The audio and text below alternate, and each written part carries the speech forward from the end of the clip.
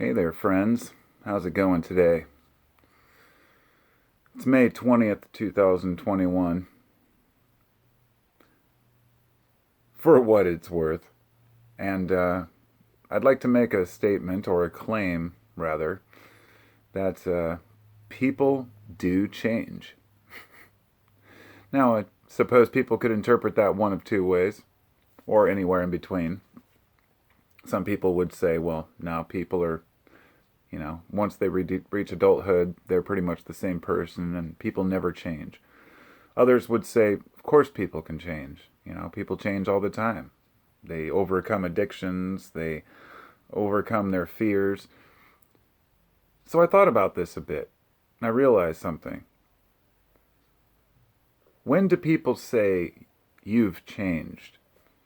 This is almost always applied to a negative. No, not always.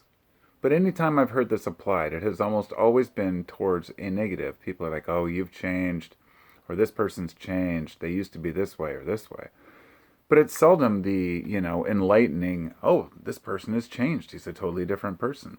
Now, maybe that just sounds negative or the glass half full, but I guess it's because in human nature, we tend to see the negatives. Even though we can think positive and train ourselves, we tend to see the negatives because it helps us to preserve ourselves, our sanity, and to not get caught up in other people's crap. So when we see others who have, let's just say, different values, which we don't consider to be the way we want to live, or a person perhaps is dishonest. There's certain values that we share as humans that we say, well, this person uh, is a certain way or they're not. But the thing is, some of these traits people carry through their lives. Dishonest people, are they always dishonest? Of course not. There are people who have gone to prison, changed their entire lives, and turned themselves around. But it's not just people who go to prison, obviously. There are people who go to prison and get out worse than ever before. But there are people who go in and decide they want to make a change and come out and become amazing members of society, even though that society still treats them like crap. They can't find jobs. Employment is difficult, but even getting a bank or, trying to get loans, if you're an ex-con, even if it was a white-collar crime or you got busted with cannabis or something, these things hold people back, but they still change. They still fight through it. When we see the strongest people in our societies, it's highly inspiring to me as an individual to see that people can push themselves through. I've seen addicts overcome their addiction to the needle. I have seen people who had been treated horribly in their lives, yet they decided they weren't going to treat others the same way, even though they might have lashed out when they were younger. So, my point here is that, yes, people indeed do change, and it's not always for the better. Some people, they grow up with what a person may consider the perfect life, an amazing family, everything they could ask for, and they become horrible, horrible people with no real values. I think honestly it comes down to what we experience in our own lives, our own adversity. If you've suffered hunger, you're likely to share your bread with somebody who's hungry. If you've been homeless, you're likely to give someone a spot to sleep for a night. These are things that only through experience can we connect with the rest of the people around us. But there are so many who are so disconnected that they'll never change. I guess this is all subjectivity and conjecture on my part, trying to lay out an assumption on how people are or are not, because my own perception of the world is limited by my consciousness. The things I've seen in people show me that I believe most people are good. I believe most people have good intentions, if you believe in such a thing as good. I should say, I believe most people have benign intentions. They don't want to harm anyone else. They have no intention of stealing, thieving, robbing. or lying or cheating. But society convinces us that winning is having more pieces. Beating the game is having more stuff or more money. This is why so many people are so critical of capitalism. It's not just because people are rich. It's because it convinces all of society that that's what life's about. So there are people who realize this and others who don't, I guess.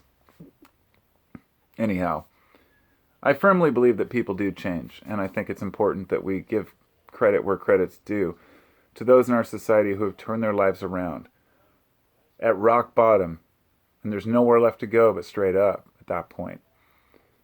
And we have a first impression we cast on each other. This is natural and inevitable. When people are in their early stages of spiritual growth, they will say things like, don't judge, and you should train yourself never to judge, never judge a person, never judge a book by its cover. And then you learn that and you practice it in order so you can learn that it's bullshit.